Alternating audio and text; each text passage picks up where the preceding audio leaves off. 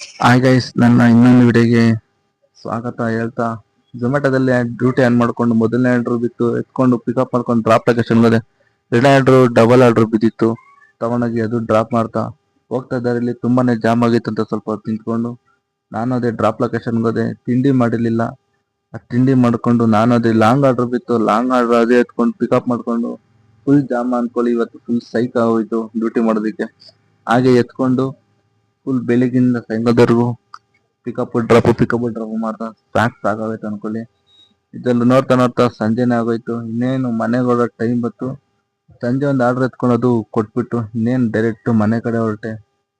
ನಾನು ಹೇಳೋದಿಷ್ಟೇ, ಝೊಮ್ಯಾಟೊ ಸ್ವಿಗ್ಗಿ ಯಾರೇ ಮಾಡ್ತಿರ್ಲಿ ತುಂಬ ನೋಡಿಕೊಂಡು ನಿಧಾನಕ್ಕೆ ಕೆಲಸ ಮಾಡಿ ಅಂತ ಹೇಳ್ತಾ, ಟ್ರಾಫಿಕ್ ಇರೋ ಟೈಮಲ್ಲಿ ಒಂದು ಸ್ವಲ್ಪ ಹೊತ್ತು ನಿಧಾನ ಪರವಾಗಿಲ್ಲ, ನೋಡಿಕೊಂಡು ನಿಧಾನ ಮಾಡಿ ಆದಷ್ಟು ಎಚ್ಚರದಿಂದ ಗಾಡಿ ಓಡಿಸಿ.